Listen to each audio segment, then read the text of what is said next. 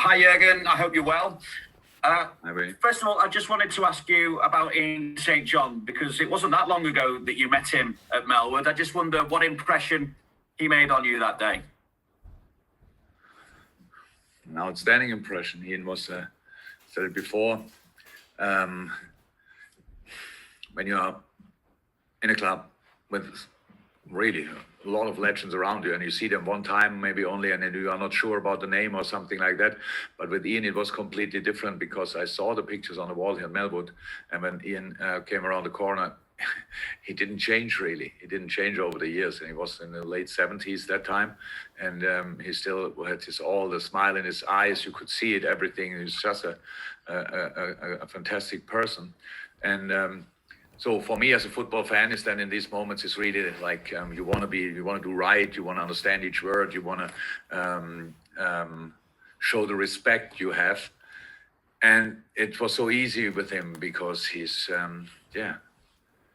a really nice and funny and smart person. That was Ian St. John that day, and I only met him that time. All the things around I heard about him, pictured exactly that obviously, because everybody was so positive about him. And so now, another big one of Liverpool is not here anymore, but in a better place. And yeah, that's on the one side obviously sad, and for his family, and I feel really for his family, but on the other side, being such a good person as Ian St. John was, we all can be sure where we will meet him again, if we will be nice as well. Looking ahead to the game against Chelsea, Jurgen, and they were lovely words, I should say, as well, by the way. Just looking ahead to the game, though, is Alisson okay to return? And do you also have Fabinho and Jota available too? So Ali trained now the full week, and yes, we should expect that he's able to return. Fab has now 5 or 6 sessions in his legs. We have to make a decision how we deal with that, but looks good. Looks good. Is ready for the squad for sure. And Jota had now this this little, what is that? Stomach problem, whatever you can say. And he trained yesterday only a little bit, so he was only out there for the warming up, a rondo, and had done a little run. So got the message this morning that he feels better again. So we will see. We will see what we can do with that. As I said before, it looked exceptionally well, but then unfortunately he got ill overnight, and so now we have to see how big the steps are he can make towards the team again. Obviously, we'll look at this as a big game in terms of league position. Also, the first Premier League meeting between yourself and Thomas Tuchel. But what are you expecting from Chelsea under him? Oh, I think a lot of the things we saw already in the games they played so far are very successful, obviously. Clear philosophy, clear idea, absolute possession-based, different formations. He used the time and got immediate results, but used the time as well to get more knowledge about his squad. He changed quite a lot, and that's normal with the amount of games we have. But he really changed a lot. I think pretty much all 3 left backs played. Emerson played, Alonso played, Chilwell played. Centre half maybe didn't change that often. Up front, a lot of options, changed them, tried them all. It's I think just Mason Mount, Kovacic, and Jorginho also like the fixed points. Maybe I missed now one, but all the other positions were very. He changed a lot just to get all the information you need about the squad. And I think now they are a step further, and we will face them now. So will be interesting. Thank you, Vinny. We'll go to Damien from PLP. Hello, Jurgen. A lot has been made of Chelsea's defensive sort of form under Tuchel. I think they've only conceded a couple of goals. Is it going to be a night where you need to be patient to avoid frustration setting in? Oh, I think first of all, it's quite difficult to get more possession than Chelsea. That's I think that changed, maybe slightly. since Frank. But it's a full package required. Let me say like this. So you have to defend because they let the ball roll. Let me say like this. There's you have to work a lot, and then there are situations. It's not like you have the ball all the time and face a deep block. There will be a deep block when we could be dominant, but in other moments they are just defending in the right way and use then the space you give them for counter attacks. So patient you always have to be, but I don't think this is a game where you have specifically patient. You have to be patient in moments, you have to be lively in other moments, you have to be creative in moments, and you have to show your desire for defending in all the moments, because this is a top team, and they will ask for a lot, and we should try to make sure that we have all the answers. Top four seems to be a minimum requirement if you're a Chelsea manager. You conceded the title. What do you make of the race to qualify automatically for the Champions League? Yeah, I think a week ago we were out. Now we are around again. So for us, it's not. For us, the challenge and the job is clear. We have to win. We have to win football games, as many as possible, to make it in the top four. That's how it is. We know that not only since today, so we know that, and we cannot make a difference who we face. So, but we know, of course, about the quality of Chelsea, and Chelsea have the same targets. So it was, since I'm in England, the first 2 years, I think, first year we had no chance, and then we had already kind of a fight. No, the 2 years later we had a fight with Chelsea, I think. And to get to the Champions League. So, but there are other teams, obviously. There are neighbours. Is West Ham, is Tottenham will come again, and all these kind of things. And of course, Leicester, United, and maybe not really involved anymore. I'm not sure. And City is obviously already gone. So that's all clear. Yeah, for the neutral fan, it's exciting. For the Liverpool supporter, it's exciting as well, but maybe not in exactly the way he wants to. But we will give it a proper try. Thank you, Damien. We'll take one from BBC Merseyside, which is Carl, and then we'll go to James from TalkSport after that one. Carl. Hi, Jurgen. I was just going to ask you about going back to St. John and how you've met the legends of the club. How important is it to speak to the legends of the club? How educational is it talking to them?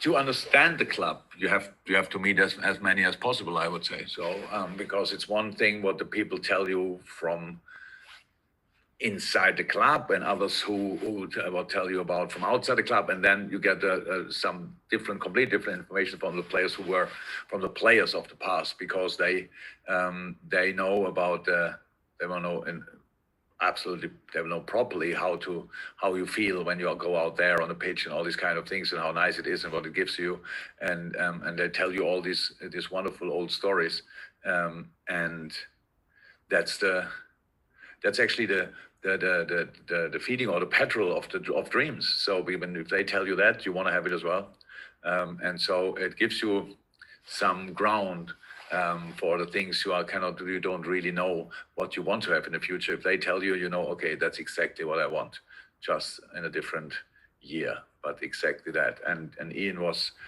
obviously, I didn't even know because I never saw the show, but I heard then he was a TV personality as well, so he was really famous for that. And I didn't know it. When I heard it afterwards, I thought, okay, that makes sense. Because he was really, he used his words really well. It was very funny and very entertaining. So I have only the best memories. It's so nice now, in this sad moment, that my memories are very personal. And if it was only an hour or so, but that gives me really, some good feelings as well. Thank you. We'll go to James from TalkSport. Then we're going to go to Carl from PA, then ESPN and Haters to finish with. James next. Jurgen, are you looking forward to seeing Thomas tomorrow? You've obviously known each other for a very long time, but you won't have seen him for a long while. Yeah, I don't know. But I think we met each other in the summer when I was at Mainz for a few days, and he as well. So I met two of my former players for breakfast, and I think I saw Thomas and his wife. But I think it was this summer, and so it was the last time. And before that, when we played PSG, when we played Dortmund, and before that when we played Mainz, and because I was manager at Dortmund, he was manager at Mainz. So it's not out that Thomas and I meet constantly or ever met constantly. It's just not possible in this job. And but when we see each other, it's rather nice. Thank you, James. Carl from PA, and then we go to Mark Ogden from ESPN, and then Nick from Haters to finish the open section. Carl. Hi, Jurgen. Hi, Carl. Hi. You say Fabinho is now ready to return. Where do you see him returning? In which position? Will you bring him back in at centre back, or do you think those two centre backs who performed at Sheffield United so well will continue, and you can bring Fabinho back into midfield? Both is possible. No, it's true. Both is possible. That is good. So it gives us options in different moments. I think if we can find a way to bring Fab back in midfield, that would be in some games quite helpful, just because he has this. So I think the most consistent player this season probably is Gini Wijnaldum. Yeah, long may it continue. So and he played the six. He played pretty much all the positions and all these kind of things. And so, but with Fab on six, that in some games would be absolutely helpful. So we will see. So, but that's now both things are really intense. If you play center half or you play six last time, in the past now we had to bring the players when they came back always immediately because another player left the pitch the game before injured or whatever. And this time we don't have to do that. First time maybe, but there's still a lot of games to come. So. We will see. Is Fab close enough to start, or is he only ready for the bench, which would be already completely fine? And then which position? So that these decisions are obviously still to make. Even if I would have made them already, I wouldn't tell you exactly what the decision is. So let's see. Okay, I was just thinking, obviously, you've had 17 different centre-back starting partnerships. I was wondering whether you need to maybe get those number, two to develop a sort of understanding. I heard already 19, then I heard 20, it's 18. I think it's 18. I didn't think it's 18. I'm guessing. Okay. It's a lot. Yeah. We can't go through it all together. No, let's not do that. I think, Carl, sorry to interrupt you, quick question, but this gives you a chance. You still can have a question. Yeah, I was saying that because you've had so many changes, do you look to, now you've got two centre-backs who are playing there, can you look to get them to establish a partnership so therefore you don't have to bring in Fab to play with Ozan or Fab to play with Phillips or... Stability would always be great if you could do that. So for me, there's no need. Both did really well. I heard, because I didn't see it in the game, I heard there were people were quite critical with both of them, which is really picky, to be honest. So yes, stability would be great. But we changed it that often. Maybe we make a habit of it. I don't know. I know, but I will not say here what we do. So that's actually the case. Okay, last two questions. We've got Mark Ogden from ESPN and then Nick from Haters. Mark. Hi, Jurgen. In 3 weeks' time, you've got an international break, World Cup qualifiers all over the globe, and you've got 3 Brazilians and 1 Portuguese who, if they are called up for the countries, will have to go to red zone countries, red list countries, which may involve 10-day quarantine when they get back. Have you got any clarity as to whether there'll be an exemption? And are you concerned about players travelling to countries that are currently on the banned list in the UK? There are different things what you could say about that. So first and foremost, we are concerned about all the things. So we obviously all the things which happened, like from a virus point of view, in the last few months, were always when somebody had to leave the bubble. So in the bubble, we didn't have. Then we were not without cases. We are now without cases for a long time, but not over the whole time. But it never spread or whatever. It was just a case, and then isolation and come again. But there were 2 periods. There was the last international break when more cases than before came up, and there was the Christmas period, obviously, which we all were involved. So like the whole society was a challenge for all of us.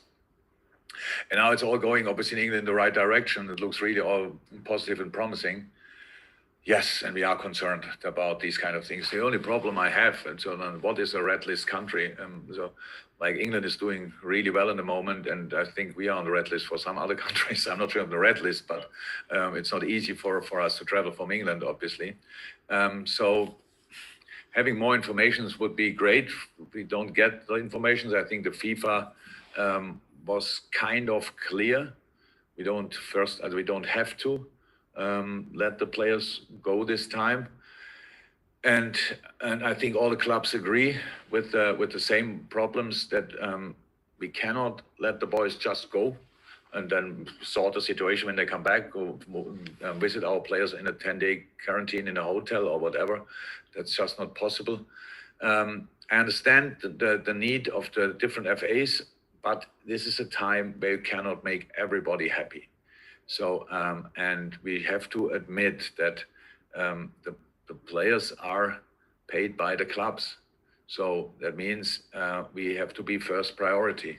That's how it is. And that means now, with all understanding for the different needs and the competitions coming up in the summer, I get it really, but how I said, you cannot make everybody happy in the same time in this period of our lives. And that's why we are not 100% sure, because it's not clear, because some countries might change the venues where they play. They go to not red zone countries, or all these kind of things. So it's the whole situation. It's similar to the Champions League. Where will we play and these kind of things? We always have to wait until the last second, pretty much, because people need time to make decisions, and we don't think too much about it because we are not influential in it. We just deal with the things other people decided, and so yeah, we got kind of used to it. But how's that? I think everybody agrees. We cannot let the players go and just so for playing for the country and coming back and have to quarantine for 10 days in a hotel. That's not how we can do it. Thanks, Matt. I'm going to go to Nick for haters. Can the guys for the breakout section, which we're under embargo, start doing the hands up? We'll take a few of you. But Nick, last question in the open. Hi, Jurgen. Thanks for your patience and your time. A big game, Liverpool v Chelsea, but it must be huge in Germany now with you and Thomas Tuchel. I just wonder if you could just expand a bit on your relationship with him, and you have that sort of relationship where you might even have a personal rivalry to be the top German manager in the Premier League. Well, so I don't know how big it is in Germany, to be honest. It's a while ago that I didn't read anything about it yet, to be honest. It's not so important.